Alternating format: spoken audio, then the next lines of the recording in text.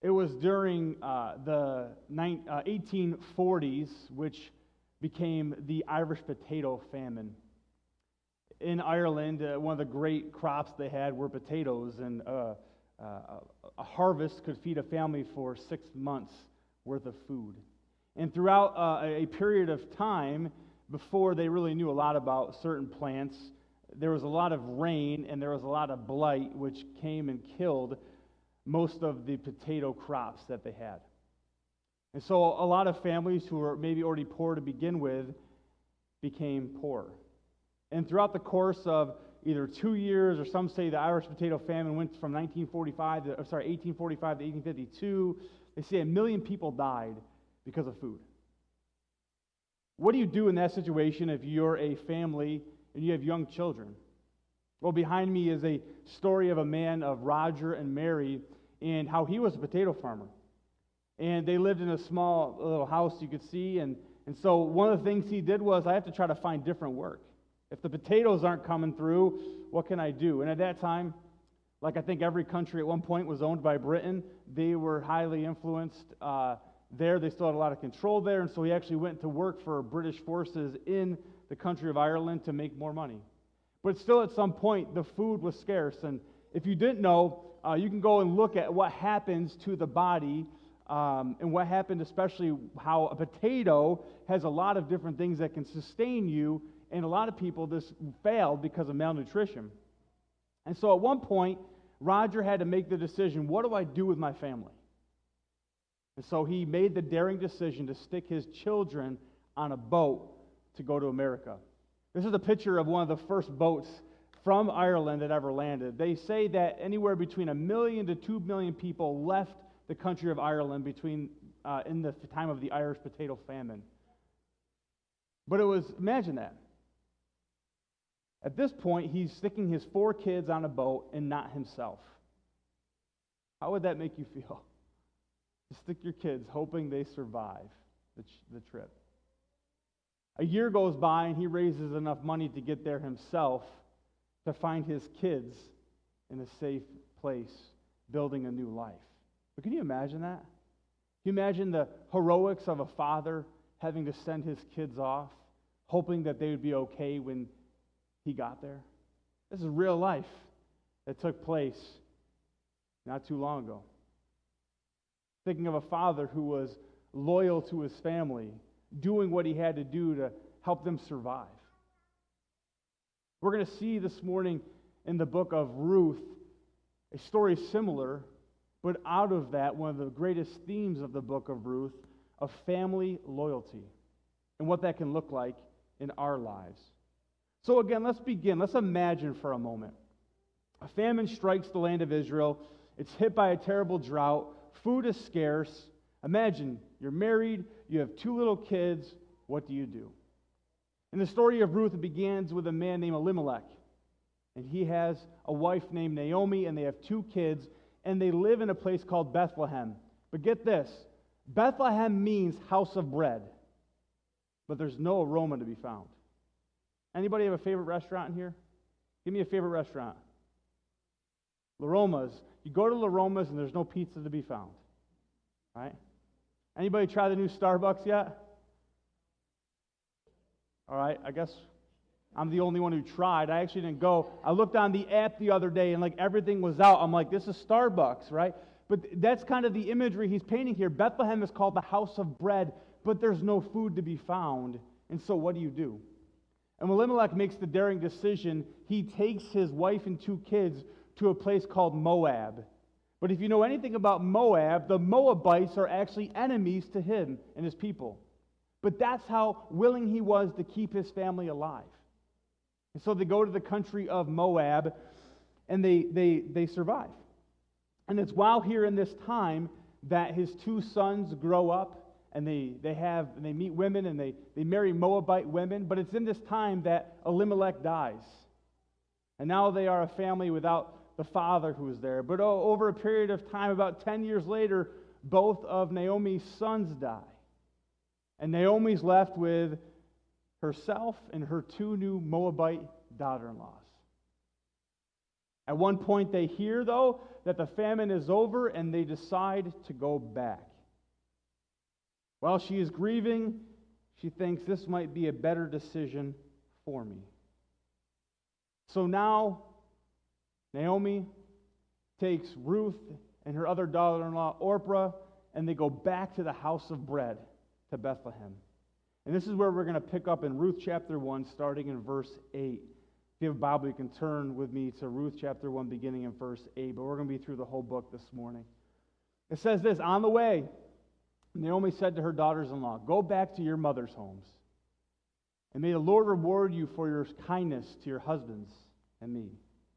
May the Lord bless you with the security of another marriage.' Then she kissed them goodbye, and they all broke down and wept."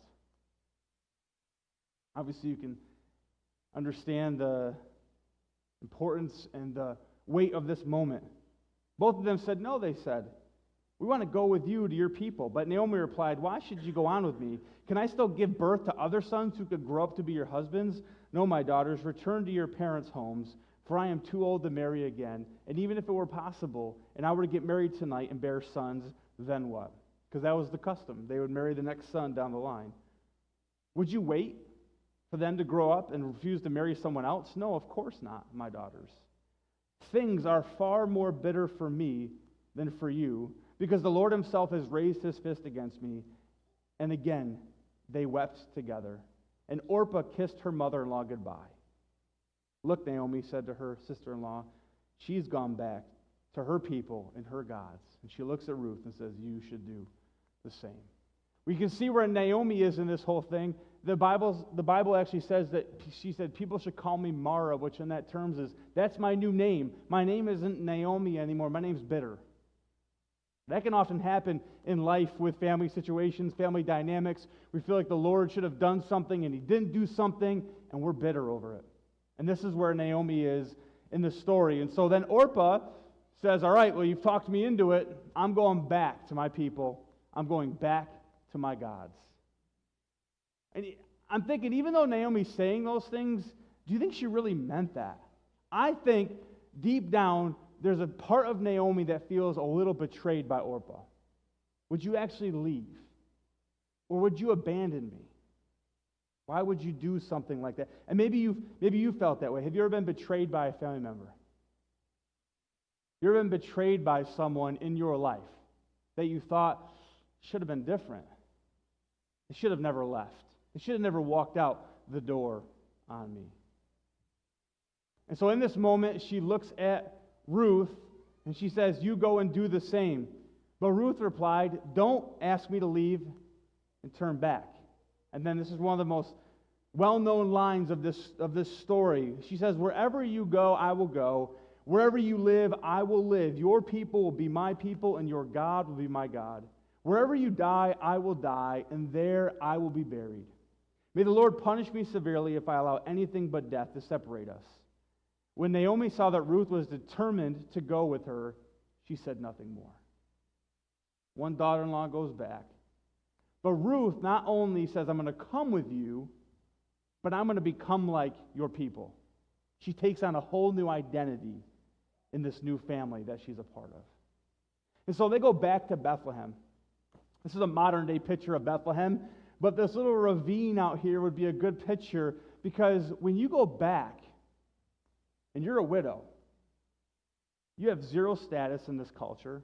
It's hard to make a living. You are most likely living on the outskirts of society, hoping to have housing, hoping to find food in the midst of it all. So it's here that as we move on in the story, that we see that Naomi tells Ruth, "Hey, go out into this field." The custom of the fields are that the people who take care of the fields, they'll leave part of the harvest behind for poor people. That's what a good farmer or a good person in the field would do. And so she says, "Go into this field." And so Ruth goes and she finds a field. And she goes and begins to pick up the food behind just to have something to eat. Talk about humility. Talk about willing to go outside of your comfort zone. Talk about taking on this new identity with her mother-in-law. Because she did this, she meets someone. And she meets a man named Boaz when she's in the field, coming up and getting the harvest and the things that she's coming to give for.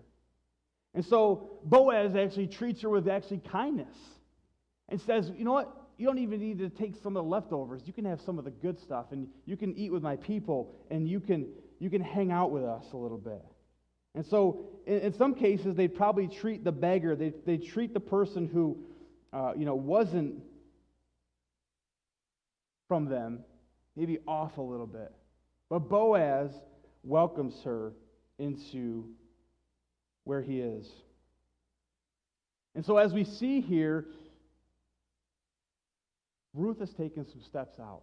And so when she gets back, she tells Naomi what happens.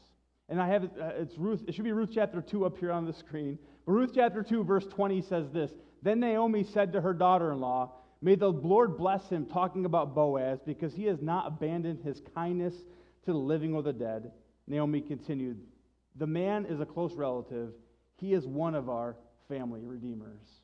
And so Ruth, again, just walks into a field, and here's a man named Boaz who owns it, gives her more than what she deserves, and Naomi says, he's kind, and he's a family redeemer. We can read this in the English language and be like, okay, I get it. He's kind. That's nice. He's a family redeemer, whatever that means. Well, let's go a little bit deeper into what this actually means. His kindness actually translates to the word hesed love. There is actually no translation of the word hesed love in Greek or the English language. They can't even find a word to figure out how to describe what this word is, but the best they can do to describe this word is loyal love. Boaz is a man who's loyal, and he displays it through love.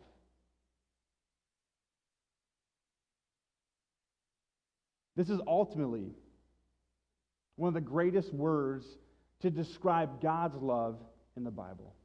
Hesed love is not just a feeling, but it's an action, and it intervenes on behalf of the loved ones. It comes to the rescue. It's faithful. It's reliable. It doesn't give up. It's one of the best words to describe it. The psalmist says it this way of hesed love. He says this in Psalm 36, verse 5. He says, "Your unfailing love, O Lord, is as vast as the heavens. Your faithfulness reaches beyond the clouds." That word right there, unfailing love, is hesed love. Or you could say, your loyal love, O Lord, is as vast as the heavens. Your faithfulness reaches beyond the clouds. So he's giving a love that it really can't be described. It's as vast as the heavens. Scientists really haven't discovered the fullness of the heavens. They keep on discovering more. Your faithfulness reaches beyond the clouds. This is describing the type of love that he had. And so she says here, Ruth 2:20 says, Boaz has this type of love that he displays to other people in his life. It wasn't just because it was some woman that walked in his field. This is who Boaz was. He displayed this type of love toward other people. But she also says in that same sentence, he is a family redeemer. Or in other translation, it's the word kinsman redeemer, which means this. A kinsman redeemer is a male relative who, according to various laws of the Pentateuch, had the privilege or responsibility to act on behalf of a relative who is in trouble, danger, or need. Most of us probably don't even like going over to our in-laws' house for Thanksgiving, but what this means is, this actually means that you would deliver or rescue someone. You redeem their property or even themselves and restore them back to a proper order. That's pretty powerful. Because oftentimes in our family dynamics, we don't even want to get together for a holiday, but this is saying, no, I'm actually going to purchase something on their behalf and restore them to where they belong. Here's one of the amazing things. We're going to come back to it in a little bit. In the book of Ruth, the word God isn't mentioned much or at all. But this is one of the stories, is that God is always working behind the scenes in our life. When we don't see it, God ordained that Ruth would walk into Boaz's field, that they would meet. We often don't think God's working, but the story of Ruth shows us that God is always working on our behalf. And this word, kinsman redeemer, it designates someone who delivers or rescues property or people. So I was brainstorming and then thinking about, okay, what would that look like in some type of way? And for some reason, this is the picture that stuck out to me. In the 1700s, there was a man named Venture Smith who was a slave, and he became a free man. And so what he did was he worked as hard as he could, and it took him, I think, 3 to 5 years, but he eventually had enough money to buy his family back, and they became free people.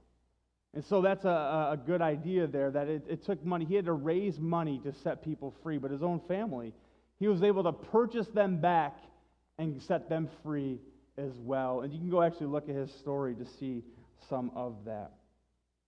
And so we see here that God is working behind the scenes, and that Ruth has met this man named Boaz in the field. She goes back and tells Naomi all about it. And so what does Naomi do? She plays matchmaker. She's like, ooh, so it could be a setup, right? Maybe it's our ticket out, or maybe it's like God's using her.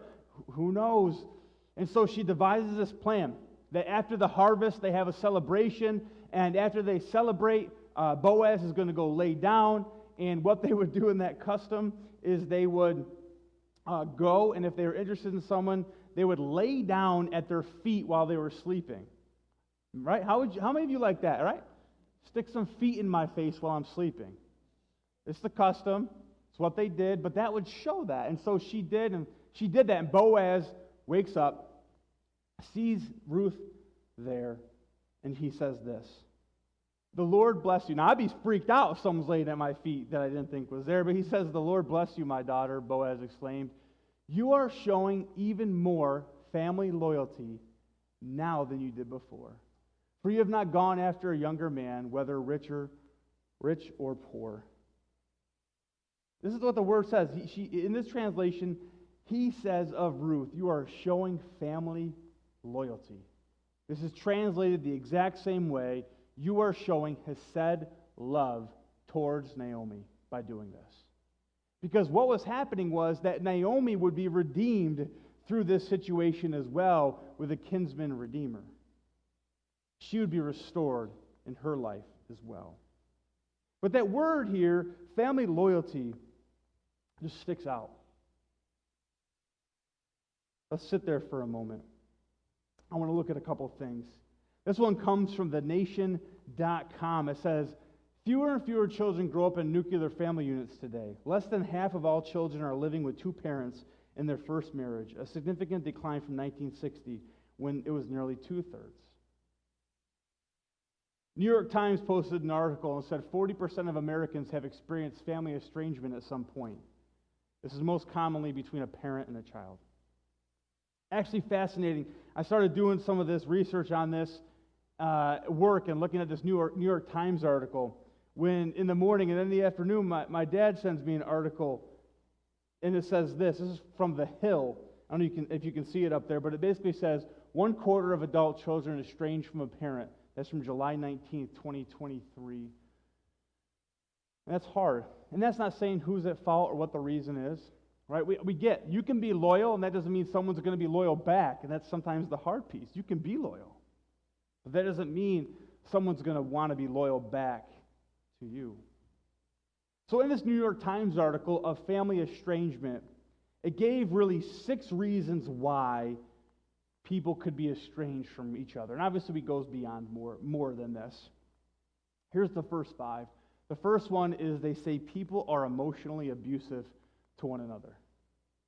The second thing is that people are emotionally immature. They never really grow up. Just because you have a kid doesn't make you an adult. You have to grow up spiritually. You have to grow up emotionally as people. The feeling of rejection was was one of them. A family that's just disconnected. You're all just off doing your own thing. You just happen to live in the same house. The adults just happen to be the taxi drivers for these young people that live in the house. They don't eat dinner together. They just kind of go off and do their own thing. And that can lead towards those type of things. On the opposite extreme, it's overbearing. Parents who had their fist down on the child saying, do this. This is what it has to look like. You're not perfect enough. It needs to be like this. And that led toward it. But did you know that was not the number one reason? Anybody want to guess the number one reason? Yeah. Politics. Well, that's close. But that's part of the situation, sure. Any other thoughts? No. What's actually the number one reason? That people are disconnected and people are estranged from each other in families. Faith? Pride? Could be part of it. It's actually, it says, the individualistic culture of the USA.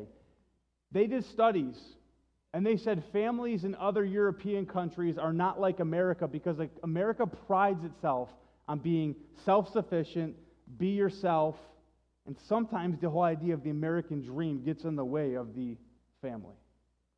But this is the number one thing that was said of that. Now, you combine being an individualistic culture with being emotionally immature or being emotionally abused or rejection or being disconnected or overbearing.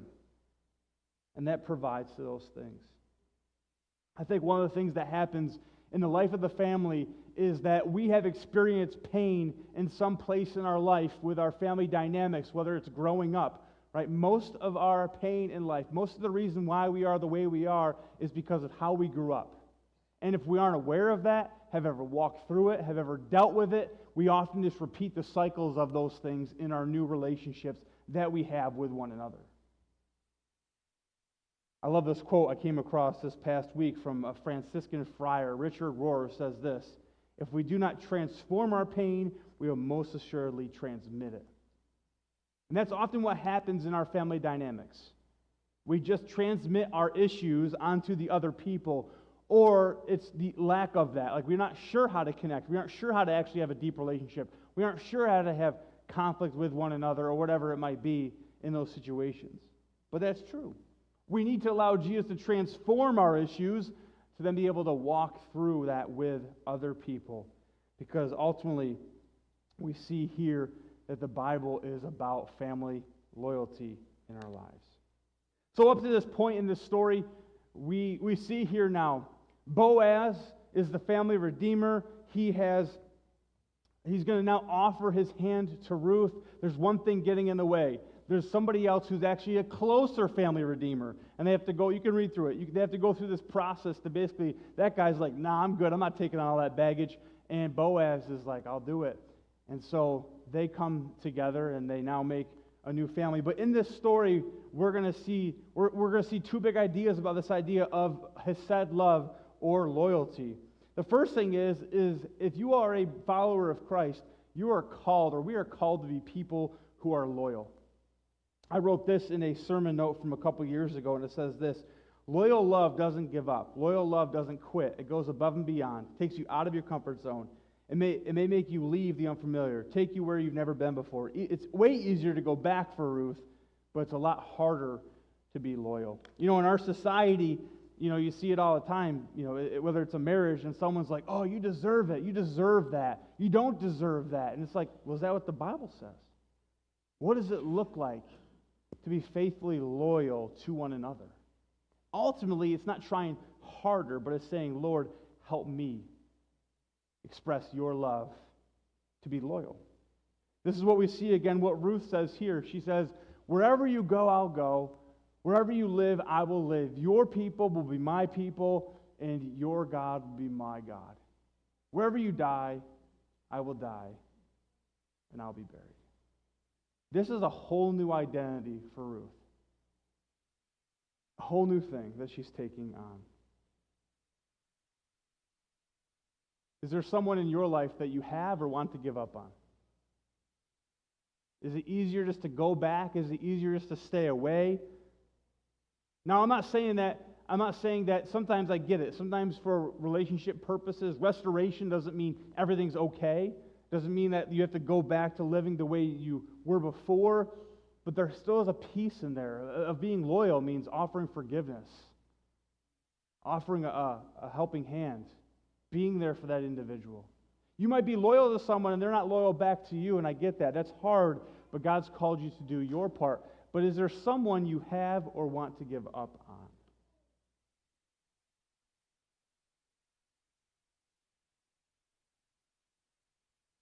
Let's look at it in terms of inside the walls in the family of God. It's easy, right, to give up on church. Someone said this or someone did that. They're all hypocrites. What's it look like to be loyal? What's it look like to have restoration? It's also good to say, is it because of the way I'm processing, because of the way I think through things or how I see things? It's easy, right? I have conversations with people all the time about how it's easy just to say, I stopped going there because of this. They did this. What's it look like to be loyal to there? Because ultimately, when we are loyal to others, you're loyal to God. So it looks like, if you want to be in a right relationship with Jesus, you have to be loyal to other people. Not giving up. Walking through. The second thing about this is it all comes from this.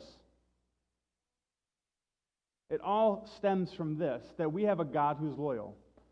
Although people may betray us, God is loyal. Although situations in life aren't easy, sometimes it's easy to blame God, but He never fails. We often aren't loyal to other people because we believe God has given up or turned His back on us. Do you believe God's given up or turned His back on you? Do you believe God should have did something that He didn't do? It's easy to say, God, how would you allow this? God, you aren't loyal because of fill in the blank. It's easy to have those things. And again, that's one of the biggest pictures of this book. Where is God in this story? If you go read through this, Ruth 1 through 4, it's easy to ask, where is God in this story? But here's one of the amazing pictures. We can pull back and we can look at the full picture of the Bible. And we can see where God is working and is active in this story. We can see that He's active in the idea of a kinsman redeemer, that Boaz, again, is now a Christ type. As we come back to this Family Matters series of the Christ types, that God is loyal by sending Jesus. God was loyal to Ruth and Naomi by sending Boaz. Jesus says in Matthew 28, verse 20, He says this, "Be sure of this, I am with you always, even to the end of the age." Jesus is loyal to us. Jesus, we can see, is loyal to us by Him being obedient to the Father. He says in John, there's no greater love than this than to lay your life down, that Jesus was loyal by going to the cross. Well, let's look a little bit deeper into this story to see how God is at work in this idea of loyalty. Ruth and Boaz, sure they had a great wedding ceremony. Sounds like a rich guy. Sure it was top notch. But then they have a baby. It says here in Ruth 4, verse 16, it says, Naomi took the baby and cuddled him to her breast, and she cared for him as if he were her own. The neighbor woman said, now at last Naomi has a son again, and they named him Obed. And Obed became the father of Jesse and the grandfather of David. I don't know if you were here. If you weren't here, we did a story from Genesis 38 of Judah and Tamar. And in that story, Judah and Tamar, it's a mess-up situation, and they have a son named Perez. And again, we see Perez's name pop up. It says here in verse 18, this is the genealogical record of their ancestor Perez. Perez was the father of Hezron. Hezron was the father of Ram. And in this story, we see that Perez is a part of the story of Ruth and Boaz. But now let's even connect that one more. If you have a Bible, you can turn me to Matthew chapter 1, and we're going to look at another genealogy in this story. It says this is the record of the ancestors of Jesus the Messiah. Judah was the father of Perez and Zerah, whose mother was Tamar. Perez was the father of Hezron. Hezron was the father of Ram. And you can see how we go down in verse 4. If you want to read those for us, you can. Verse 5, Salmon was the father of Boaz, whose mother was Rahab.